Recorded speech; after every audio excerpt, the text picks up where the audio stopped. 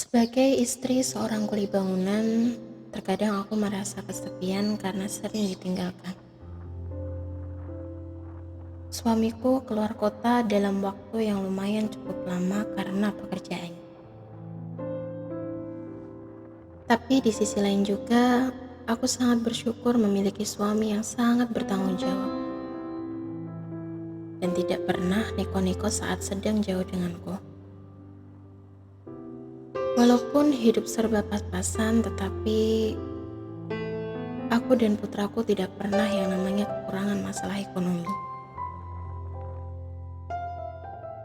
Tapi apa daya, aku hanyalah wanita biasa yang sejatinya ingin dimanja dan juga diperhatiin, apalagi sama suamiku. Suamiku yang pulang hanya cuma beberapa hari di rumah, jadi jarang banget bisa bermain ke tempat hiburan, tempat pariwisata seperti teman-temanku yang lain yang sudah berumah tangga. Terkadang aku juga merasa iri sama teman-temanku yang suaminya setiap harinya di rumah. Apa yang diinginkannya selalu dituruti, tanpa harus jauh-jauh bekerja di luar kota sana. Rasa iri yang selalu menghantuiku justru malah aku menjadi mengkhianati kepercayaan suamiku.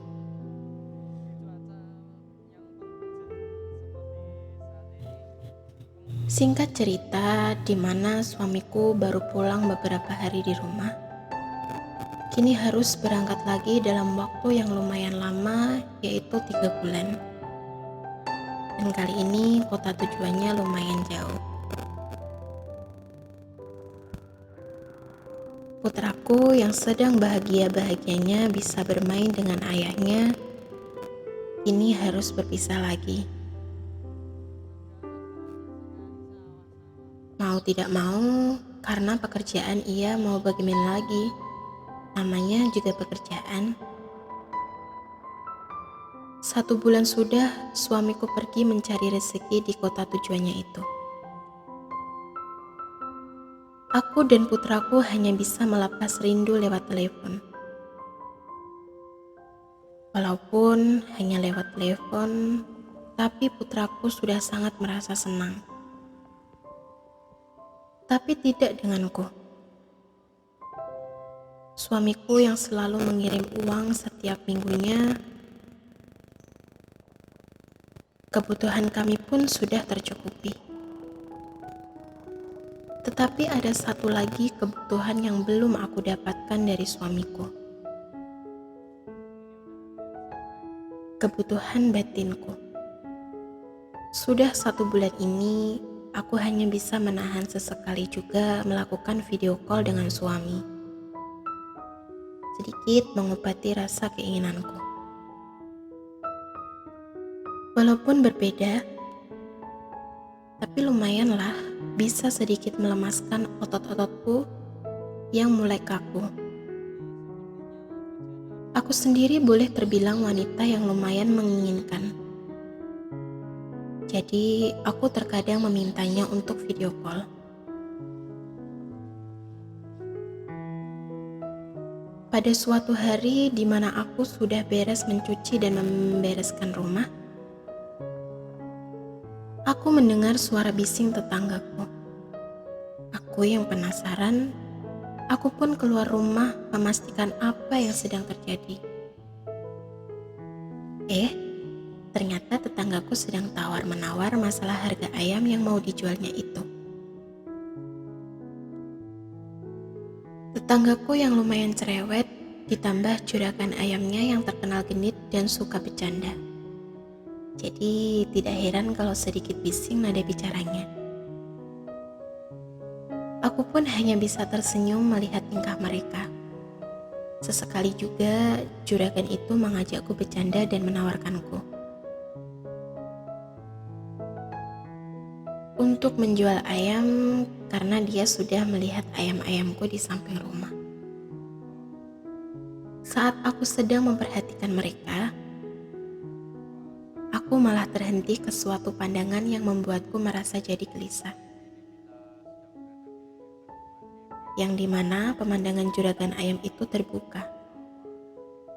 Entah sadar atau tidak, tetapi terlihat begitu sangatlah jelas. Aku pun hanya bisa memandanginya dan tidak memberitahunya karena malu. Hehehe. Setelah beberapa menit, akhirnya juragan ayam itu pun pergi membawa ayam-ayam yang sudah dibeli itu. Dan tidak sadar juga, dia pergi dengan keadaan seperti itu. Hehehe. 3 hari setelah kejadian itu, aku pun melihat lagi juragan ayam itu yang sedang tawar-menawar harga ayam di warung sayur langgananku. Tapi kali ini terlihat rapi dan tidak seperti kemarin yang aku lihat. Justru aku malah refleks mengarah pandanganku ke pemandangan yang aku lihat kemarin. Aku yang sudah selesai membeli sayuran, aku pun langsung pulang. Sesampainya di rumah, justru aku malah tertawa sendiri melihat tingkah juragan ayam itu. Yang genit kepada ibu-ibu dan juga bercandaannya itu.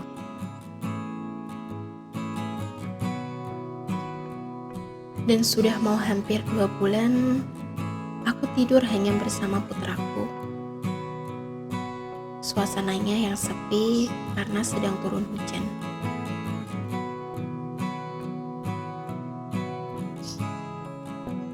Keinginanku bergejolak lagi. Aku yang biasanya video call sama suami, justru malah terlintas bayangan juragan ayam itu. Waduh, sudah mulai kacau nih pikiranku dalam hati. Keesokan harinya, putraku yang mendengar aku sedang mengobrol dengan suami lewat telepon, dia menagih janjinya yang katanya mau dibelikan sepeda. Harga sepeda yang putraku mau itu harganya yang lumayan mahal. Sedangkan sisa uang yang dikirim setiap minggunya hanya tersisa sedikit. Telah dibelikan belanja kebutuhan untuk 1 minggu, aku pun meminta izin dan mengusulkan kepada suamiku menjual beberapa ayam untuk tambahan membeli sepeda putraku. Suamiku mengiyakan usulan itu. Aku pun langsung meminta nomor telepon juragan ayam itu ke tetanggaku yang kemarin-kemarin juga menjual ayamnya. 1 jam aku menghubungi juragan di depan turun hujan. Juragan ayam itu, dia pun terlihat sudah ada di depan rumah. Padahal cuaca sedang turun hujan. Tidak pakai lama, aku menunjukkan ayam-ayam yang mau aku jual. Dan seperti biasa, juragan ayam itu yang emang orangnya genit, dia pun mulai mengajakku bercanda. Dan entah kenapa, pandanganku selalu mengarah ke situ ketika berjumpa dengannya. Lagi-lagi, aku dibuat gelisah olehnya. Pakaiannya yang basah kuyup dan terlihat jelas apa yang pernah aku lihat itu. Dan entah sadar atau tidak, aku sedang memandanginya justru jadi semakin terlihat jelas. Setelah aku sudah merasa cocok dengan harganya yang ditawarkan juragan ayam itu, dia pun langsung membayarnya dan membawa ayam yang dia belinya itu. 2 hari setelah juragan ayam itu ke rumah, malam hari tepatnya jam 8 malam, putraku yang sudah tertidur. Sedangkan aku yang sedang santai berbaring mendengar ada pesan masuk di HP. Aku langsung membukanya. Aku yang berpikiran, paling suamiku. Karena siapa lagi kalau bukan suami? Ternyata yang mengirim pesan juragan ayam. yang menawarkanku untuk menjual ayamnya lagi. Aku yang tidak ada kebutuhan yang mendadak lagi jadi memutuskan untuk tidak menjualnya. Dan seperti biasa, juragan ayam itu yang suka bercanda. Dia pun terus memaksa dan merayuku untuk menjualnya. Aku yang terbawa sama rayuannya itu, aku malah jadi merasa asik mengobrol lewat HP. Sekali juga aku tertawa sendiri sama kata-kata itu. Bukan hanya menceritakan tentang ayam, tetapi malah menceritakan tentang banyak hal. Dan tidak terasa hampir 1 minggu sudah. Setiap malam setelah putraku tidur, dan setelah mengabari suami, aku dan juragan ayam pun sering mengobrol lewat pesan di HP. Dan yang diceritakannya pun sekarang berbeda sekali. Dia curhat tentang masalah rumah tangga, begitupun juga denganku. Sampai-sampai aku menceritakan apa yang sudah aku lihat itu. Dia pun malah langsung meresponnya.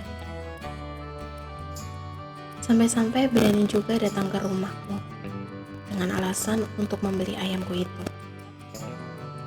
Aku pun sedikit malu saat berjumpa dengannya, karena sudah menceritakan masalah rumah tanggaku kepadanya. Tapi dengan pintarnya dia pun mencairkan suasana. Lalu aku pun masuk dalam suasananya itu. Aku termakan sama rayuannya itu. Ditambah suasananya yang sepi karena masih turun hujan. Jadi menambah keinginanku bisa memenuhi batinku ini. Seperti mimpi tapi emang nyata, aku benar-benar sudah melakukan dengannya. Dan baru kali ini juga aku benar-benar merasa senang. Karena sebelumnya belum pernah aku dapatkan dari suamiku. Aku yang tadinya hanya bisa memandanginya, kini aku bisa merasakannya. Aku dan juragan ayam bisa menjaga jarak setelah suamiku pulang dari luar kota karena pekerjaannya yang sudah selesai. Begitulah sedikit kisah cerita, semoga bisa menghibur pemirsa. Semoga bisa mengambil hikmah dari cerita tersebut. Jangan lupa selalu support channel kami, selalu like, komen, dan juga subscribe. Dan terus tunggu cerita-cerita kami menarik selanjutnya. Salam manis, terima kasih.